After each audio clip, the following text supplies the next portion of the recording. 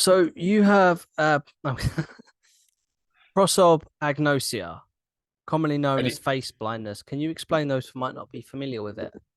Sure. Yeah. So essentially, and it exists on a spectrum depending on how bad you have it, but it can range from just having a difficult time remembering faces from time to time to all the way to, at its most severe, people will not even recognize themselves in a mirror. But that's basically what it is your brain does not doesn't really record faces in its long-term memory. So everybody just kind of blends together and looks the same to them. How old were you when you first realized you had this? Uh, it's a good question. It became more apparent Thank you. sometime in college, but I don't know exactly what age because it's one of those things where you don't really realize that not everybody has that issue. And then it just sort of becomes apparent as it starts to affect your life more and more. But if I had to guess, I'd say probably around 22 to 25. It's quite old to realize you had that. Yep. So what Well, what mine what is made you? not. Oh, Oh, sorry. Go ahead. no, I was gonna say like what led you to figuring it out? Yeah. So my case is not so severe that I look in the mirror and don't know who I'm looking at. Right. I don't like I recognize my parents and things like that. But for me, it's I have to generally have either a long term relationship with somebody to recognize them, or I have to see them in a particular context I'm used to seeing them in. So I realized mostly in college because I'd go to school with these people who I saw every single day throughout the semester, and I'd recognize them in class. But if I saw them at a grocery store or something around town, I wouldn't know it was them. And I think at one point I decided to just say, screw it. I'm just going to go up and say hi to people if I think that I know them and just kind of say be damned with whatever, however socially awkward, that made things. But the first time I tried that, I saw a classmate in the bookstore at college and said, "Hey, how was your summer?" And when he looked at me back, I realized number one, this was not the guy. And number two, the guy that I did say hi to was clearly mentally handicapped. And I had basically just completely thrown him for a loop. I didn't even know what to do. I just turned around and walked away. I had no idea what to say. And so since then, if I don't recognize somebody out in public, if I think it's them, unless I'm 100% sure, I don't say hi to them. So like your circle of friends, how does that work? Circle of friends for me is generally okay, especially because the more familiar you become with people, you start to recognize them in ways other than their faces. So, like a best friend, I could recognize by the way they walk, right? Like it doesn't have to just be their face. Like I can a lot of people can do this, right? That you can recognize somebody you're familiar with way further away than you could even see their face just based on their gait. Voices, if somebody who I wouldn't necessarily recognize their face out in public, if they spoke behind me in line, I would still know that was them. And so that gives me enough context. I just have to rely on things other than faces a lot of times. I find that really strange. My brother plays football, and I can I can spot him in a game of 20 people. I'm not very good at football. I don't know how many people play it. 20 plus people just by the way he moves. I always found that Right. really weird. Like Yep. you can that like your brain kind of registers that. Yep. I'm gonna Yeah, put that's that pretty on common. mute. What effect did it have on your life growing up? It's tough to say. I don't think it had much effect as a kid because the contextual relationships that also helped me recognize faces were pretty much always present before I became an adult because I was always seeing people in the same places, like at school or going to see family at a particular house every time, in a particular town. And so those contextual relationships made it so I didn't realize that I even had that issue. So it wasn't really until I became an adult and started meeting people at college who I then needed to be able to recognize out around town in other unfamiliar situations that it started to become an issue. And what type of problems did it cause for you in your daily life? It's mostly just social, and I feel like I've grown used to it, so I don't really consider it like a severe detriment on my life, as if it was something that, like, if I just got brain damage and I was always used to being able to recognize faces and then I suddenly couldn't anymore, that probably would have been a bigger problem. But I think I've just learned to adapt. Probably the biggest problem right now is it makes socializing and networking a little difficult. So, for example, I've got clients. So I'm a lawyer, and I do trusts and wills for people, and it usually takes a couple of meetings. So I'll meet with them once for about an hour, and then I'll meet with them again a few weeks later to actually sign everything that we've put together for them. And when I go out to the waiting room to meet them the second time, if there's like two elderly white women or something sitting in the waiting room, I usually have to wait for my client to react by seeing me, because I don't know which one of them is the one I just saw 2 weeks ago. Yeah. But, it rarely causes an issue where, well, like, I've never lost a client over it or anything like that. It just, you got to adapt. That's actually quite handy because I mean I know how some people can be, like if they're getting their feelings, they get affected by like I worked in the gym for quite a while, and I would have like I want to say B list, but B list is generous. I would have like C list celebrities come in, and they'd be like, "You don't know who I am. I don't watch Love Island or any of that stuff." So I'm Right. like, "No, no, I don't. I don't know who you are. I don't even have it." I just, And that, so I can't imagine how people would react if you've had multiple conversations. yeah, How and does it that's affect? the worry. That's the worry, is that Yeah, you're going to offend people. Like, it doesn't bother me that I don't remember them, but it bothers me that I might bother them by not remembering them. you've learned to adapt in other ways.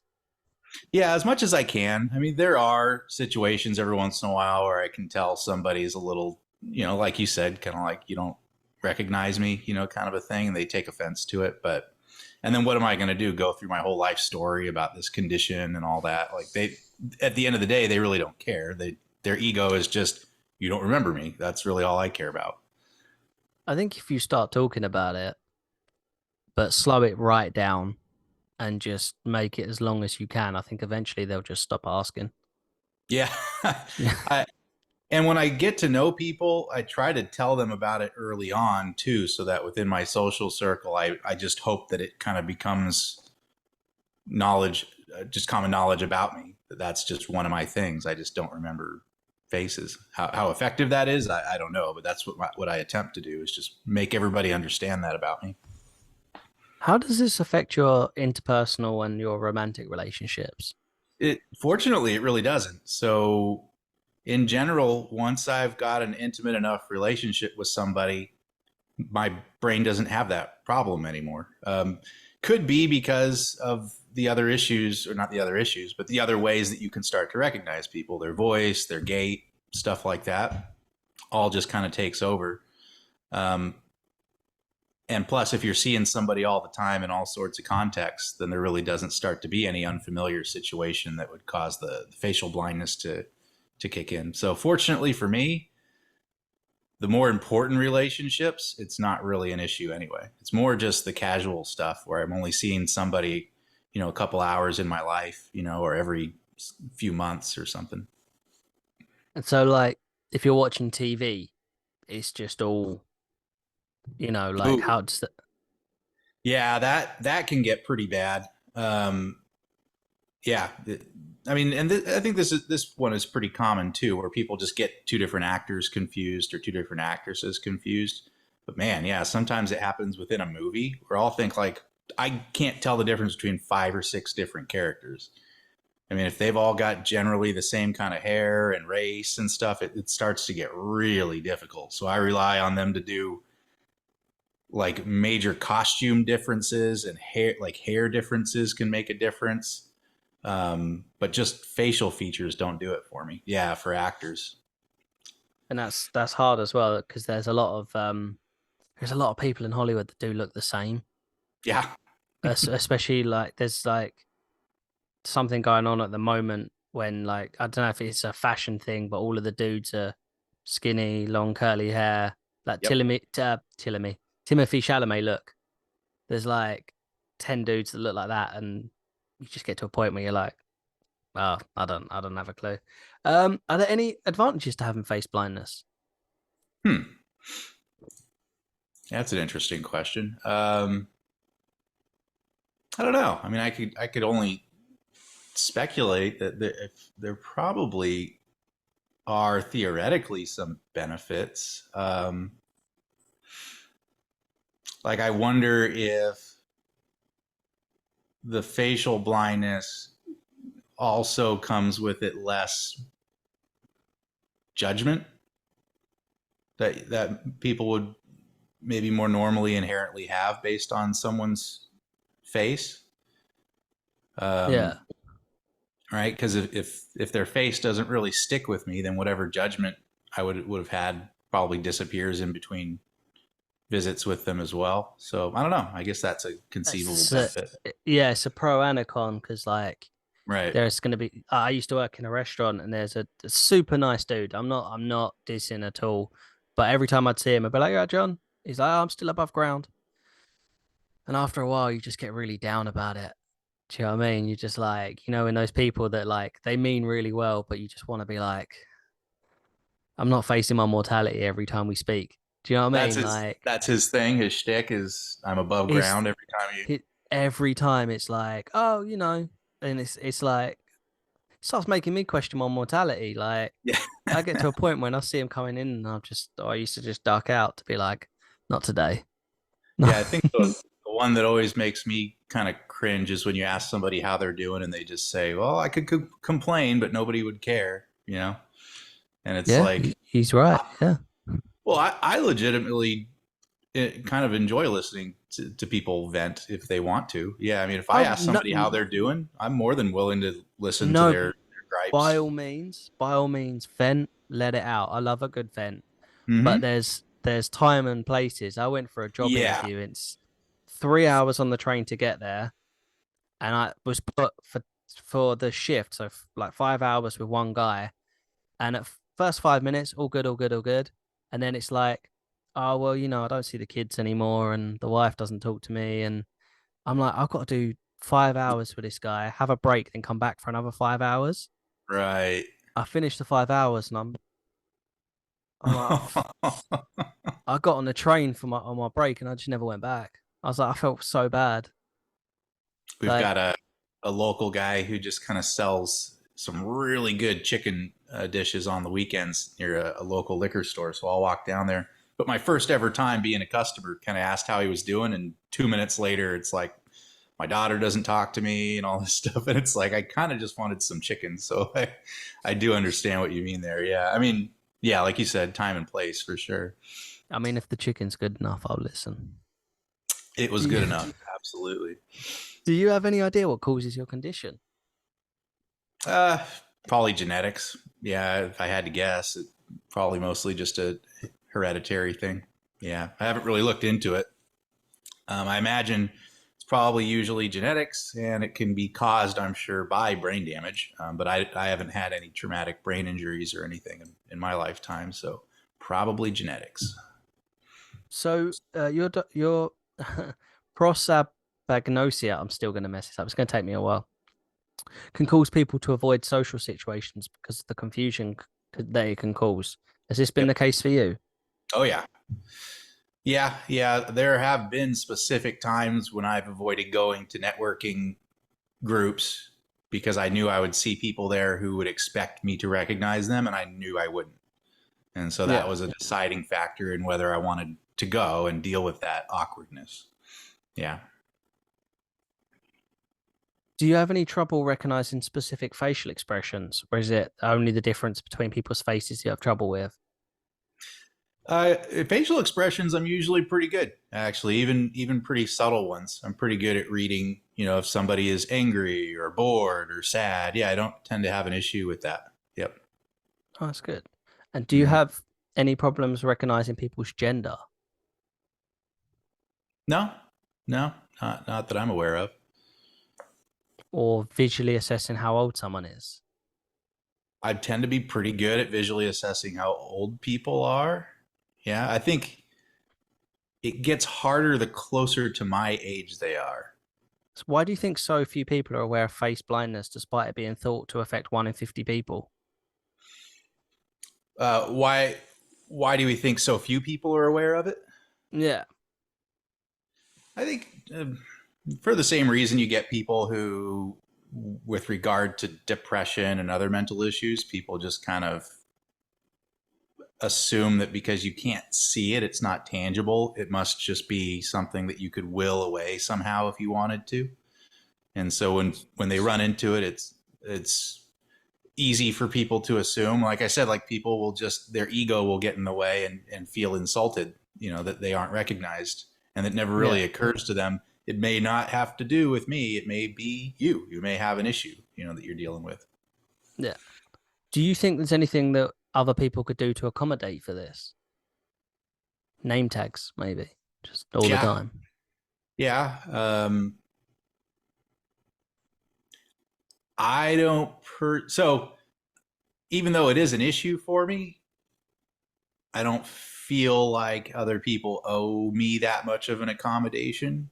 So if there was a way to make it easier, great. But I certainly wouldn't feel. I would feel more uncomfortable if I thought everybody was wearing name tags just so that just for my benefit. Yeah, that's fair enough. Yeah. And is there anything else you'd like to add about face blindness or your experience with it? No, just that I appreciate the effort to do this interview and just kind of help slowly get the word out there so people understand. I guess I would just add, I would stress that if somebody doesn't remember you, it is definitely not always something to take to heart. It's nothing that needs to bruise the ego. It's a pretty common thing. It exists on a spectrum that I think millions of people have to some degree. So I think if we all understood that, it would help in our interactions together. Absolutely. And what do you think the future holds for you? I'm doing great. I made it through college fine. I'm successful as a lawyer just fine. I don't see any issues. The facial blindness I have doesn't appear to be getting worse or anything like that. So for Can that me, happen? can it get worse? Yeah. I'm not sure. Yeah, I'm not sure if it's something that tends to get worse or better over time. I imagine that on the biological level, it probably stays about the same, maybe gets a little better, and then people just adapt more over time, compensate. That's what Do, I've done. what do your parents think of this? Like, is it something they've experienced? I can't remember if I've talked to my parents about that or not. And I don't know if my dad has the issue. I know my mom doesn't because she has these long-term detailed diagrams in her head about all these different uh, like people in the media and actors and actresses and stuff, and she immediately recognizes them, in any show or movie. Just knows their names, who they've been married to, like all these details that are. So I don't think she really understands. I'm not sure if my dad has it or not. Never really talked to him about it. Does your mum do that thing? I don't know if mine does. She calls me Ryan, Sam, James, Harry, Ryan, Shane, Michael, Harry. Before she finally comes up to my name, she'll say it 3 times. Oh, that's Like, funny. No. I think she might have it, because I've got like 17 cousins, and she'll just round them all off on the way through. Nice. Might have to have a word with her. Yeah. But anyway, thank you so much. I really appreciate your time. And is there Sure, anything Victor. else you'd like to say? Do you have any social media that people can follow you on? I don't. Nope. Just wanted nothing to really plug. No? Not really. I mean, if people are out in the California area, if they need to get their trust done, I do free consults to talk to people about their estate plans. But I only practice law in California and the U.S., so that's kind of a limited population. But yeah, if somebody needs help, I'm just Google me and all my information will pop up. Respect that. Thank you very much. I really appreciate it. Thanks, Victor. I am going to plug, though. You can find my book on Amazon, Audible, and Kindle as The Recluse by Victor Reardon. Thank you very much.